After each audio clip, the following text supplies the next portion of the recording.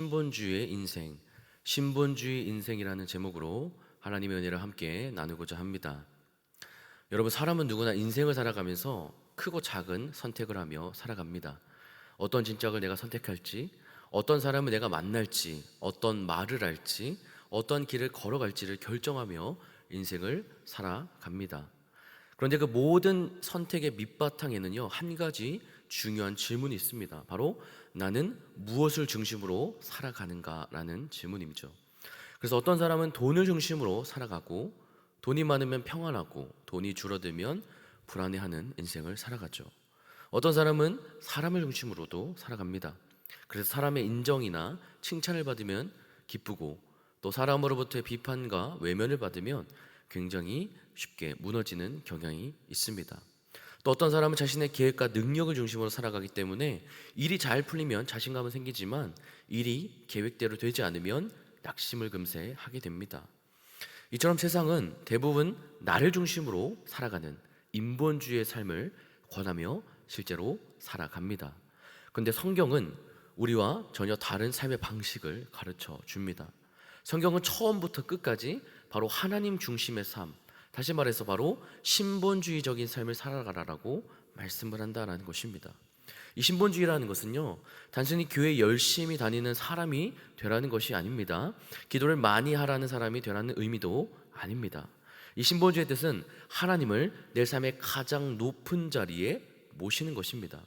모든 상황을 하나님을 기준으로 해석을 하고, 모든 인생의 선택을 내 뜻이 아닌 하나님의 뜻에 맞추고, 모든 결과를 하나님께 내어 맡기는 삶입니다. 한마디로 기쁠 때나 슬플 때나 하나님이 중심이 되는 것이고, 성공했을 때나 실패했을 때도 하나님이 중심이 되는 삶입니다. 그래서 신본주의는요, 주어진 환경이 아니라 바로 하나님을 바라보는 삶이고, 나의 감정보다는 하나님의 말씀을 신뢰하는 삶입니다. 그리고 사람보다는 하나님의 때를 기다리는 삶을 살아가는 것입니다. 오늘 창세기 39장의 마지막을 보면요, 어땠죠? 요셉은 억울한 누명을 쓰고 감옥을 갇히게 됩니다. 인간적인 시각으로 보면요, 요셉의 인생은 실패한 것처럼 보입니다. 하나님을 잘 섬겼는데도 그의 인생은 노예가 되었고, 정직하게 살았는데도 감옥에 갇혔다는 거죠. 만약 우리가 요셉의 입장이었다고 한다면 하나님 왜 저에게 이런 일이 일어납니까? 라는 그런 원망이나 그런 낙심을 했을지도 모릅니다. 그런데 창세기 40장이 들어오면요, 요셉을 향한 놀라운 모습을 발견하게 됩니다. 감옥은 그대로인데 요셉의 믿음이 흔들리지가 않았다라는 거죠. 상황은 결코 변하지 않았지만 요셉의 중심에는 하나님이 있었습니다. 그는 자신의 억울함을 붙들고 있지 않았고, 오히려 다른 죄수들의 얼굴에 있는 근심을 살필 정도로 그런 믿음을 보였다라는 것입니다. 그리고 유명한 말이죠. 꿈의 해석은 바로 자신의 자랑이 있지 않고 능력이 있지 않고 하나님이 있다라는 그런 하나님을 향한 신앙의 고백을 합니다. 그는 감옥에 있었지만요, 감옥이 그의 인생의 주인이 결코 되지 않았습니다. 바로 하나님이 그의 인생의 주인이었습니다. 하나님께서 오늘 창세기 40장을 통해서 우리의 신앙생활 가운데 가장 중요한 신본주의 인생이 무엇인지를 알려주시는 동시에 앞으로 우리의 남은 인생을 바로 인본주의가 아닌 하나님 중심의 신본주의로 살 수 있는 은혜를 주시기 위해서 이 시간 새벽을 깨워 오늘 예배 자리로 저와 여러분들을 인도한 줄로 믿습니다. 함께 예배드리는 모든 성도님들 한 분 한 분에게 오늘 본문 말씀을 통하여서 삶의 모든 순간순간마다 담대하게 바로 인본주의 선택이 아닌 하나님 중심의 신본주의 선택을 하는 그런 귀한 은혜가 가득하게 되시기를 예수님의 이름으로 축복합니다. 저는 오늘 창세기 40장 1절부터 23절까지의 말씀을 통해서 신본주의 인생에 대한 세 가지 은혜를 함께 나누려고 합니다. 첫 번째 은혜는 신본주의 인생은 바로 환경보다 하나님의 섭리를 바라본다라는 것입니다. 오늘 본문 1절부터 8절까지의 말씀을 우리 현대인의 성경으로 다시 한번 읽겠습니다. 얼마 후에 이집트 왕의 수를 따르는 신하와 빵 굽는 신하가 자기 주인인 이집트 왕에게 범죄하였다. 그래서 바로는 그 두 신하에게 분노하여 그들을 경호대장의 집안에 있는 감옥에 가두었는데 그곳은 요셉이 갇혀있는 곳이었다. 그리고 경호대장은 그들을 요셉에게 맡겨 요셉이 그들을 보살피도록 하였다. 그들이 갇힌 지 상당한 시간이 지난 어느 날 이집트 왕의 수를 따르는 신하와 빵 굽는 신하가 같은 날 밤에 서로 다른 꿈을 꾸었다. 다음 날 아침 요셉이 들어가 보니 그들이 수심에 잠겨 있었다. 그래서 요셉이 그들에게 물었다. 오늘은 어째서 그처럼 수심에 잠겨 있습니까? 우리가 꿈은 꾸었으나 해몽해 줄 사람이 없구나. 해몽은 하나님이 하시지 않습니까? 당신들의 꿈을 나에게 말씀해 주십시오. 아멘. 여러분, 요셉은요 창세기 39장 마지막에 억울한 누명을 쓰고 왕의 죄수들이 갇히는 감옥에 갇히게 됩니다. 그리고 40장에 들어와서는 그의 상황은 결코 나아지지 않습니다. 감옥에 갇혀있는 요셉은 어떠한 생각을 했을까요? 하나님, 저는 죄를 짓지 않았습니다. 하나님, 저는 정직하게 살았는데 왜 이런 일을 내가 당해야 됩니까? 내가 언제까지 기다려야 합니까?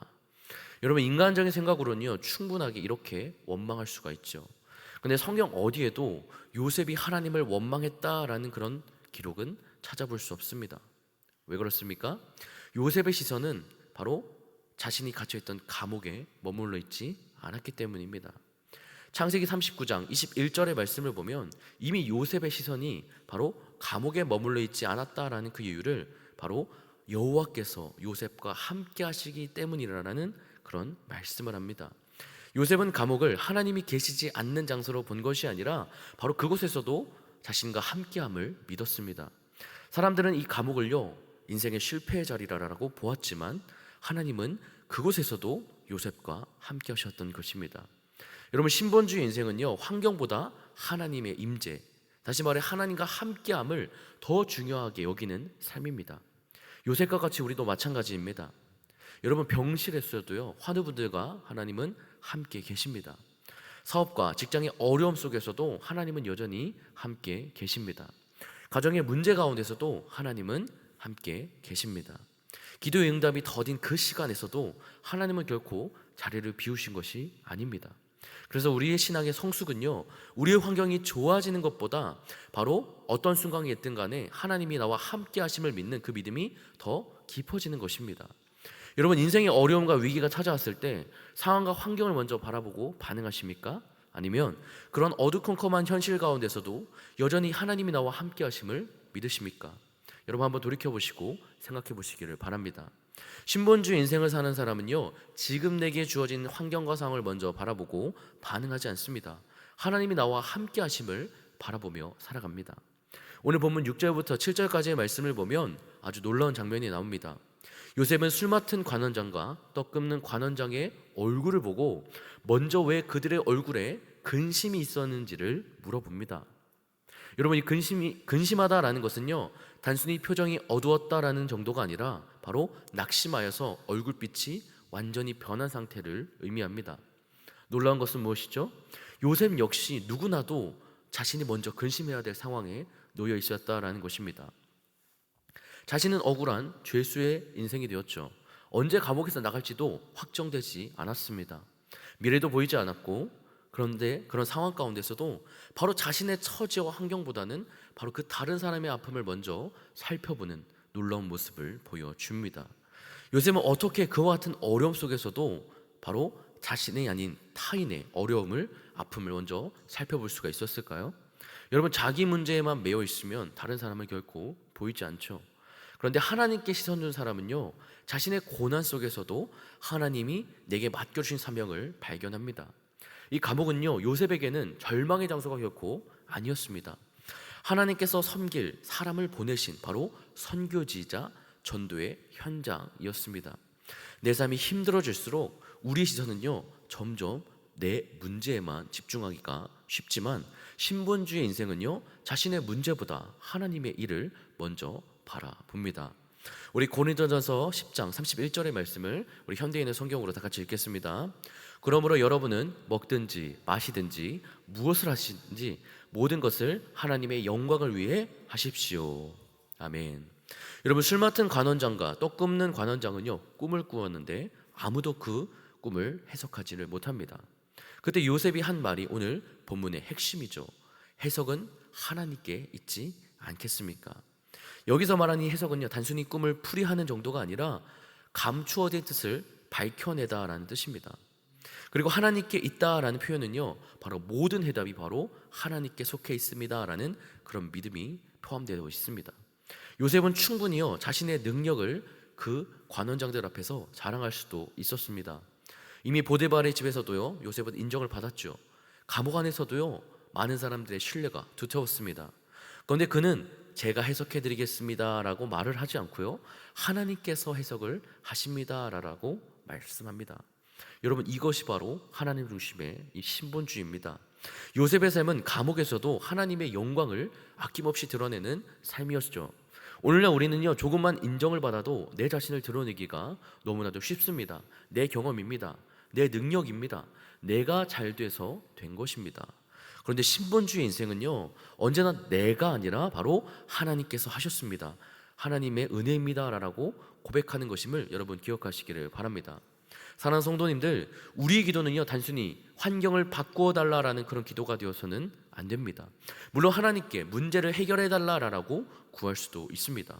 그런데 그보다 먼저 하나님 앞에 드려야 될 기도는요, 하나님, 이 환경 속에서도 하나님을 바라보게 하옵소서라는 믿음의 기도인 것입니다.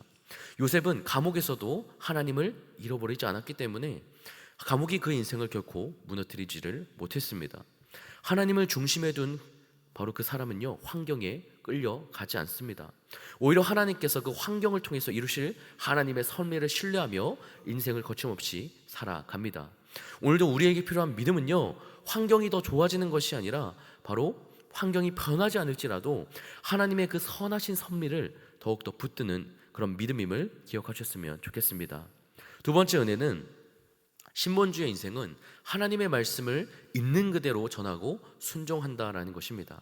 오늘 본문 12절부터 13절, 18절부터 19절까지의 말씀을 우리 현대인의 성경으로 다시 한번 다 같이 읽겠습니다. 그때 요셉은 그 꿈을 이렇게 해석하였다. 세 개의 그 포도나무 가지는 3일을 뜻합니다. 지금부터 3일 안에 왕이 당신을 석방하여 당신의 전직을 회복시켜 주실 것입니다. 당신은 전에 하던 것처럼 왕에게 다시 수를 따르게 될 것입니다. 그러자 요셉이 그 꿈을 이렇게 해석하였다. 그 세 광주리는 3일을 뜻합니다. 지금부터 3일 안에 왕이 당신을 감옥에서 끌어내어 당신을 나무에 매달 것입니다. 그리고 새들이 당신의 시체를 뜯어 먹을 것입니다. 아멘. 여러분, 본문을 보면요, 이 술 맡은 관원장이 먼저 꿈을 요셉에게 이야기를 합니다. 포도나무 세 가지, 싹이 나고 꽃이 피고 포도가 익어서 바로의 전에 포도즙을 짜 올린다라는 내용의 꿈입니다. 요셉은 즉시 사흘 안에 바로가 당신의 머리를 들어 당신을 복직시킬 것입니다 라고 해석을 합니다. 이어 떡 굽는 관원장도요, 자신의 꿈을 바로 요셉에게 이야기를 합니다. 머리 위에 새 광주리에 떡이 있고 새들이 와서 그것을 먹는다라는 내용의 꿈이었죠. 그런데 이번에는요, 이 술 맡은 관원장의 꿈에 대한 해석과는 전혀 다른 해석을 요셉이 합니다.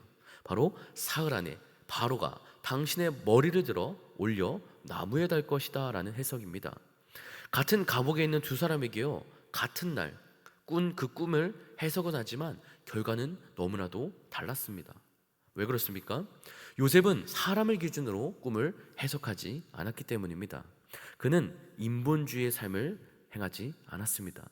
그는 둘 다 좋은 일이 있을 것입니다 라고 듣기 좋은 말을 하지 않았고, 이 사람은 착해 보이니까 좋은 해석을 해야지 라는 그런 마음도 먹지 않았다라는 것입니다. 오직 하나님께서 보여주신 그 뜻을 요셉은 그대로 전달했을 뿐이죠. 여기에서 우리가 배울 점이 있습니다. 바로 오늘날 사람들은요, 듣기 좋은 말은 좋아합니다. 그런데 듣기 불편한 하나님의 진리는 굉장히 부담스러워하죠. 그래서 때로는 하나님의 말씀도요, 내 상황에 맞게 바로 해석을 하고 싶은 유혹을 많이 받기도 합니다. 그런데 신본주의 신앙은요, 내 생각을 말씀에 맞추는 것이지 말씀을 내 생각에 맞추는 것이 결코 아닙니다. 본문에서 말한 이 해석하다라는 것은 감추어진 것을 풀어내다, 하나님의 뜻을 밝히 보이다라는 뜻입니다. 다시 말해서 이 요셉은 자신의 의견을 말하는 사람이 아니라 하나님의 뜻을 그대로 전달하는 하나님의 통로였다라는 것입니다. 여러분, 이것이 바로 하나님 중심의 신본주의입니다. 신본주의는요, 내 생각이 이렇습니다 라는 말보다는요, 하나님께서 이렇게 말씀하십니다 라는 그런 고백을 먼저 말하는 삶입니다. 신본주의 인생은요, 사람을 기쁘게 하기보다는 하나님을 온전히 기쁘게 하는 삶을 살아갑니다. 여러분, 요셉의 입장에서 한번 생각해 보시기를 바랍니다. 두 관원장은요, 같은 감옥 안에서 살아가는 사람이었죠. 앞으로도요, 요셉은 계속 그들의 얼굴을 보며 지내야 했습니다. 인간적으로 생각하면 떡 굽는 관원장에게는 조금 완곡하게 말을 하거나 좀 희망적인 표현을 할 수도 있었을 것이지만 요셉은 결코 그러지 않았습니다. 왜냐하면 하나님 앞에서 정직한 것이 사람 앞에서 좋은 사람으로 보이는 것보다 훨씬 더 중요했기 때문입니다. 신본주의 인생은요, 사람의 평가보다 하나님의 평가를 더욱더 귀하게 여기며 두려워합니다. 오늘날에도 우리는 이런 갈등을 자주 경험하죠. 죄를 죄라고 말해야 될 때, 하나님의 진리를 선포해야 될 때, 말씀대로 인생을 결정해야 될 때, 사람과의 관계가 깨어질까봐 두려워 침묵하고 싶을 때가 바로 그런 것이죠. 그런데 신앙은요, 사람의 눈치를 보는 것이 아니라 바로 하나님의 얼굴을 바라보는 삶입니다. 여러분, 요셉의 해석은요, 단순한 예측이 아니었습니다. 그것은 바로 하나님께서 그에게 얘기하신 것을 그대로 얘기하는 바로 하나님의 말씀이었습니다. 오늘 본문의 20절부터 22절까지의 말씀을 보면 그것이 그대로 이루어집니다. 술 맡은 관원장은요, 복직이 됩니다. 떡 굽는 관원장은요, 말씀한 대로 처형이 됩니다. 이 장면은요, 하나님의 말씀은 반드시 성취된다라는 아주 중요한 말씀을 우리에게 보여주고 있는 것입니다. 여러분, 사람의 약속은 변할 수 있습니다. 세상의 계획도요, 실패할 수가 있습니다. 그런데 하나님의 말씀은요, 결코 헛되이 돌아가지 않습니다. 요셉도 아직 자신의 꿈은 이루어지지 않았죠. 형들에게 꾸었던 그 꿈도, 부모에게 말했던 그 꿈도 아직 요셉의 현실이 되지 않았던 상황이었죠. 그런데 다른 사람의 꿈이 이루어지는 것을 보며 다시 한번 요셉은요, 하나님의 말씀이 반드시 이루어질 것이라는 그 믿음을 붙잡게 됩니다. 신본주의 인생은요, 하나님의 말씀의 성취를 분명하게 신뢰합니다. 사랑하는 성도님들, 오늘 우리는요, 하나님의 말씀을 어떠한 자세로 듣고 있습니까? 혹시 말씀을 들을 때 내 생활에 맞는 말씀만을 받아들이고 부담이 되는 말씀은 혹시 뒤로 미루고 있지는 않습니까? 신본주의 인생은요, 하나님의 말씀을 선택적으로 받아들이는 삶이 결코 아닙니다. 위로의 말씀도 회개의 말씀도 그리고 책망하는 말씀도 모두 똑같은 하나님의 음성으로 들어야 되는 것이죠. 또한 우리 자신도 가정과 교회와 삶의 자리에서 바로 하나님의 진리를 사랑으로 전하는 사람이 되어야 합니다. 사람의 기분을 맞춰주기 위해서 우리는 하나님의 진리를 희생하지 않고 동시에 정죄하려는 마음이 아니라 하나님의 마음으로 말씀을 그대로 전해야 합니다. 요셉은 감옥이라는 아주 낮은 그 자리에서도 자신의 말이 아닌 바로 하나님의 말씀을 그대로 전했습니다. 하나님은 바로 그런 사람을 들어서 애굽의 총리로 세워주셨습니다. 말씀을 내 기준으로 판단하는 사람이 아니라 내 삶을 하나님의 말씀으로 기준 삼아 살아가는 사람이 되었으면 좋겠습니다. 마지막 세 번째 은혜는 신본주의 인생은 사람보다 하나님을 끝까지 의지하며 하나님의 때를 기다린다라는 것입니다. 오늘 본문의 20절부터 23절까지의 말씀을 우리 현대인의 성경으로 다시 한번 다 같이 읽겠습니다. 그로부터 3일째가 되던 날은 바로의 생일이었다. 그래서 그는 모든 신하들을 위해 잔치를 베풀고 술을 따르던 신하와 빵 굽던 신하를 감옥에서 풀어내어 신하들 앞에 세웠다. 그러고서 왕은 술 따르던 신하의 전직을 회복시켜 다시 술을 따르게 하고 빵 굽던 신하는 나무에 매달아 처형시켰다. 이와 같이 모든 일이 요셉의 말대로 되었으나 술 따르는 신하는 요셉을 까마득하게 잊어버리고 기억하지 않았다. 아멘. 여러분, 창세기 40장의 마지막은요, 매우 역설적으로 끝납니다. 요셉은 하나님의 뜻을 따라 그 꿈을 해석을 합니다. 술 맡은 관원장은 다시 왕궁으로 복귀했습니다. 이제 요셉에게도 좋은 일이 일어날 것처럼 보였죠. 그런데 오늘 본문의 23절 말씀을 보니까 성경은 우리의 기대와는 전혀 다르게 말씀하죠. 술 맡은 관원장이 요셉을 기억하지 못하고 그를 잊었더라. 이 한 구절은요, 인간적인 관점에서는요, 너무나도 큰 실망과 좌절이 안겨지는 말씀입니다. 그런데 하나님의 관점에서는요, 이것은 더 큰 하나님의 계획을 이루기 위한 바로 요셉을 향한 하나님의 기다림의 시간이었습니다. 요셉은 사람에게 기대를 했죠. 그런데 하나님은 요셉이 사람을 뛰어넘어 하나님만을 의지하는 사람으로 세워지기를 훈련하시고 계셨습니다. 오늘 14절의 말씀을 보면 요셉은 술 맡은 관원장에게 이렇게 부탁하죠. 당신이 잘 되시면 나를 생각하고 내게 은혜를 베풀어서 내 사정을 바로에게 아뢰어 이 집에서 나를 건져주소서. 이 말씀은요, 요셉의 아주 연약함을 드러내어 주는 말씀입니다. 여러분, 요셉도 사람이었죠. 억울하게 감옥도 갇혔죠. 하루라도 자신이 빨리 이 누명을 벗고 싶었죠. 그래서 자신에게 도움을 줄 사람에게요 이렇게 부탁한 것입니다. 사실 이것 자체가 잘못은 아닙니다. 그런데 하나님은 때때로 사람을 통해서 우리를 도와주십니다. 문제는 사람이 우리의 최종적인 희망과 소망의 대상이 된다라는 것이 바로 문제라는 것입니다. 요셉은 술 맡은 관원장이 자신을 기억해 주기를 기대했습니다. 하지만 그 사람은 왕국으로 복귀하고 요셉을 잊어버립니다. 여기서 말하는 잊었더라라는 것은요 단순히 잠시 기억을 못했다라는 것이 아니라 아예 관심에서 멀어지다, 중요하게 여기지 않다, 잊어버리다라는 그런 강력한 의미를 포함합니다. 요셉이 은혜를 베풀었던 사람은 그를 잊어버리죠. 그런데 하나님은 요셉을 잊었습니까? 잊지 않으십니다. 여러분, 중요한 사실은 사람은 잊지만 하나님은 결코 잊지 않으십니다. 여러분, 성경은 여러 곳에서 하나님이 자기 백성을 잊지 않으시고 바로 기억하신다라는 표현을 합니다. 우리 출애굽 2장 24절의 말씀을 우리 함께 다 같이 읽겠습니다. 하나님이 그들의 고통 소리를 들으시고 하나님이 아브라함과 이삭과 야곱에게 세운 그의 언약을 기억하사. 아멘. 여러분, 이스라엘 백성이 애굽에서 고통받을 때 하나님은 잊으신 것이 아니라 바로 언약을 이루실 때를 준비하고 계셨습니다. 사랑하는 성도님들, 사람은 우리를 잊을 수가 있고요, 우리의 눈물을 헤아려주지 않을 수도 있습니다. 사람은 우리의 수고를 알아주지 않을 수도 있습니다. 그런데 하나님은요 결코 잊지 않아주십니다. 하나님의 기억은요 반드시 하나님의 행동으로 이어진다라는 것입니다. 요셉에게 가장 힘든 시간은 바로 언제였을까요?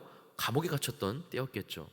그런데 가장 더 힘든 사실은 바로 요셉이 애굽의 총리로 세워지기까지 하나님께서 훈련시키셨던, 바로 하나님을 기다렸던 그 기다림의 시간이었습니다. 창세기 41장 1절의 말씀을 보면 만 2년 후에 바로가 꿈을 꾼지라라는 그런 말씀으로 시작을 합니다. 술 맡은 관원장이 왕궁으로 복직한 다음에 바로 요셉은 2년이나 더 기다렸다라는 것이죠. 여러분, 인간적으로 생각하면요 이해하기가 너무나도 어렵죠. 하나님, 이제는 내가 나갈 때가 되지 않았습니까? 제가 하나님 뜻대로 살았는데 왜 아직도 나는 감옥에 갇혀 있습니까? 이렇게 질문할 수도 있습니다. 하지만 하나님은 요셉을 잊어버리신 것이 아니었죠.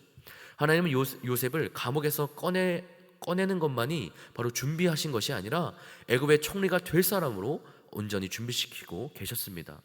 만약 요셉이 술 맡은 관원장을 통해서 바로 앞에 나갔다라고 한다면 그는 단순히 억울함을 호소하는 죄인일 뿐에 불과했을 것입니다. 그런데 하나님은 바로가 직접 요셉을 찾게 만드십니다.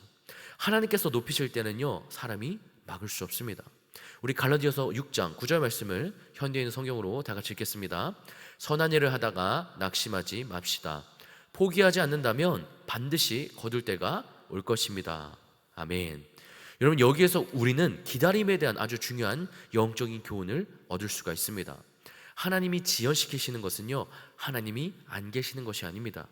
하나님의 침묵은요 하나님의 무관심이 아닙니다. 오히려 하나님은 우리 눈에 보이지 않는 곳에서 하나님의 때에 가장 최고의 것을 준비하시고 가장 놀랍게 일하고 계신 것입니다.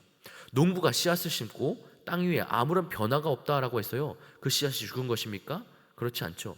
땅 속에서는요 뿌리가 내려지고 생명이 만들어지고 있는 것입니다. 우리의 기도응답도 마찬가지입니다. 눈에 보이는 변화가 없을지라도요 하나님이 일하고 계심을 여러분 믿으시기를 바랍니다. 우리는 모두 자신의 시간표를, 자신이 원하는 때를 가지고 있습니다. 이쯤 되면 해결돼야 돼, 이 정도 기도했으면 응답돼야 돼, 이만큼 충성했으면 인정받아야 돼, 이러한 자신의 때를 가지고 살아갑니다. 그런데 하나님의 시간표는요 우리의 시간표보다 훨씬 크고 정확하십니다. 사랑하는 여러분, 요셉은 17세에 꿈을 꾸었습니다. 노예 생활과 감옥 생활을 했죠. 그리고 바로 30세에 애굽의 총리가 됩니다. 하나님은요 13년이라는 시간을 통해서 요셉을 철저하게 준비시키셨습니다. 만약 요셉이요 조금 일찍 30세보다 좀 더 일찍 총리가 되었다라고 한다면 그는 아직 사람의 인정과 그 자신의 능력을 의지하는 것을 했을 수도 있습니다. 그런데 하나님을 온전히 기다리는 그 기다림의 믿음의 시간 가운데 요셉은 내 인생을 움직이는 분은 내가 아니라 하나님이시구나라는 그 진리를 철저하게 깨닫고 배우게 되었습니다. 우리의 삶에도요 술 맡은 관원장처럼 나를 잊어버린 사람이 있을 수도 있죠. 내 수고를 몰라주는 사람, 내 마음을 알아주지 않는 사람, 내 기도를 해결해 줄 것 같아 보였지만 결국은 외면했던 사람이 있을 수도 있습니다. 그런데 오늘 말씀은 우리에게 분명하게 말씀합니다. 사람은 잊어도 하나님은 기억하십니다. 사람이 문이 닫혀도 하나님의 문은 열려 있습니다. 사람의 시간이 끝나도 하나님의 시간은 여전히 흐르고 있습니다. 요셉은 2년을 더 기다렸지만 그 기다림의 끝에 단 하루 만에 하나님의 계획 가운데 그가 애굽의 총리로 세워집니다. 여러분, 그래서 신본주의 인생은요, 이렇게 하나님 앞에 끊임없이 고백합니다. 사람이 나를 기억하지 않아도 하나님이 나를 기억하십니다. 사람이 나를 돕지 않아도 하나님이 나를 도와주시며 일하십니다. 내 시간이 늦어져도 하나님의 때는 가장 정확합니다. 여러분, 날마다 이 믿음의 고백을 하나님 앞에 드림으로써 하나님 중심의 신본주의 인생을 살아가는 은혜가 저와 여러분에게 가득하게 되시기를 예수님의 이름으로 축복합니다. 우리 가슴에 손 얹겠습니다. 하나님, 오늘 이 새벽에도 창세기 40장 말씀을 통해서 먼저는 나의 때와 하나님의 때가 분명하게 존재하고 하나님의 때까지 믿음으로 인내할 때 놀랍게 일하실 것을 하나님 깨닫게 하시니 감사드립니다. 매 순간 나 중심의 인본주의가 아니라 하나님 중심의 신본주의로 살아가는 저와 성도님들이 되게 하여 주시옵소서. 감사드리며 예수님의 이름으로 기도드렸습니다. 아멘.